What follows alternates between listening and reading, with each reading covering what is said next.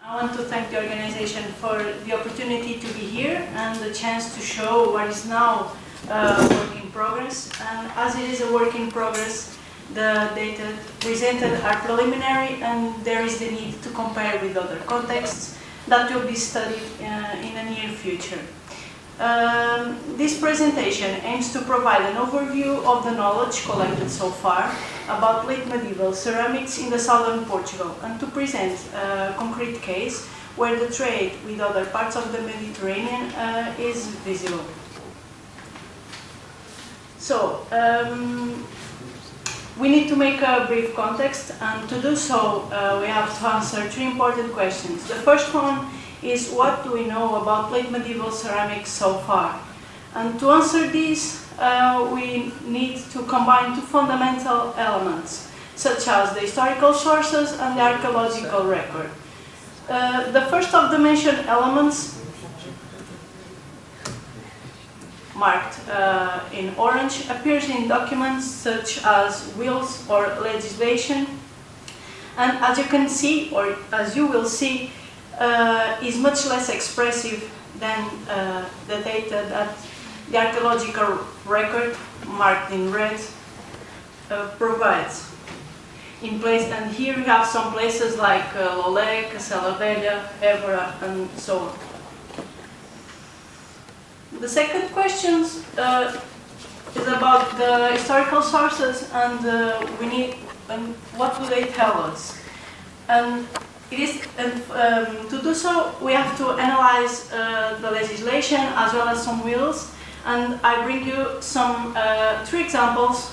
Two of them are from legislation, the first two ones, and the last one is from will. As you can see, underlined in blue, you have the type of the containers, their prices, their features, and also their function. In the last one, I bring this here because we can see the provenance of certain containers, and we have from Castela and Malaga. And the final question is, where does important ceramics found in the archaeological context of southern Portugal came from? As you can see in this map, you have some places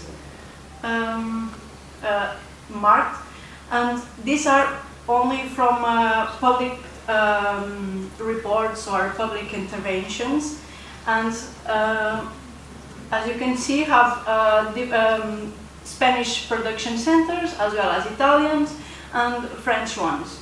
And the most represented are the Spanish ones, followed by the Italian ones, and you can see that both Spanish and Italian have a lot of different production centers.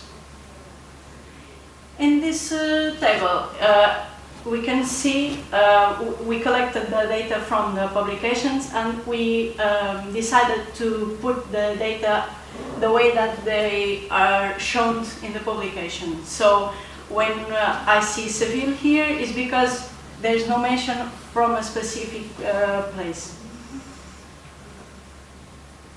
And I bring you some material evidence of what of these things that I was talking about. And first one is a four-handled jar decorated with blue paint and metallic reflections, found in Tavira, but it's from Granada. Also found in Tavira, but of Seville origin, are two pieces of a plate and a bowl, respectively, whose decoration is done in green on a white background. And the third one was exhumed in Évora and comes from Saint-Onge, according to its descriptions, and it presents a honey-colored glaze and a light-colored paste. So, the particular case study is from, it's called Casa das Bicas. It's located in historical center of Lolé, near to the castle, the city walls, and a fountain called Bicas Velhas, which gave its name.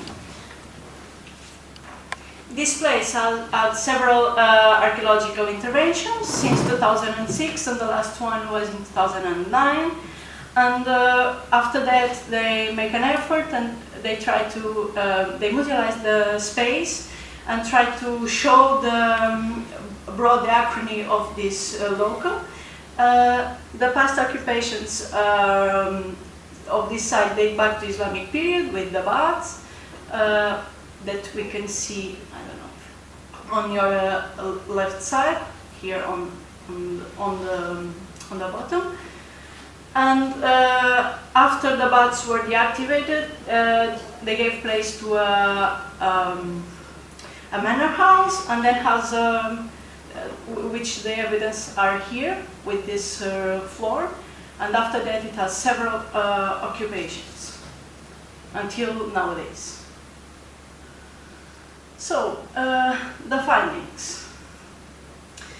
Regarding the context of Casa das Vicas, it is important to mention the presence of productions from Catalonia, as is the case of this bowl fragment, decorated with vegetable motifs in green and manganese.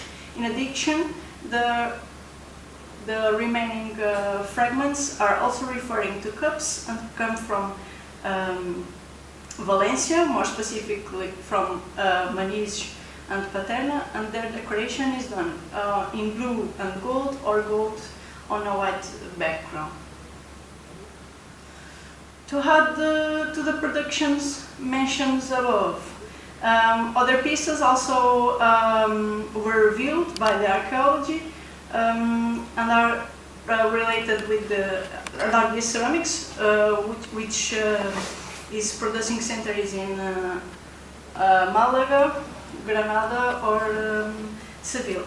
The first ones are correspond to cups and vases with blue glazed decoration on a white background, with not only geometric but also epigraphic motifs being visible. This one's over here on the left side. The second ones have white faces. One of them. One of the jars has a small stamp that it repeats. I don't know if you can see. No. And the other has a green glazed motifs denoting a reminiscence of the partial dry rope technique. And the third two on the top are two cup fragments decorated with what appear to be also vegetal motifs and geometric motifs made in blue glaze on a white background. And we have also this single fragment that was found there, whose origins from Italian production centers, namely Savona, whose decorative technique uses graffito to outline the motifs together with the application of a glaze with different colors. As a final remarks, archaeological evidence largely exceeds the number of existing historical sources, but also the data that the sources referred. The analysis of the archaeological evidence and historical sources together makes it possible to complement and expand the data that each one provides by itself. Most of the evidence from the published archaeological sites are from Spanish places such as Paterna or Manise, as well as Malaga, followed by the Italian productions that are the second most represented group. On the other hand, the French productions are residual. In the specific case of Lollet, the existing data still need to be fine-tuned with information from other Koival archaeological sites. So we can say that it is still too early to try to fit this ceramic pattern in the logic of the sites mentioned before. In any case, we can see that the Spanish productions are very well represented compared with the Italian ones that are fewer, and that the French productions are not present in this context. And thank you for your attention.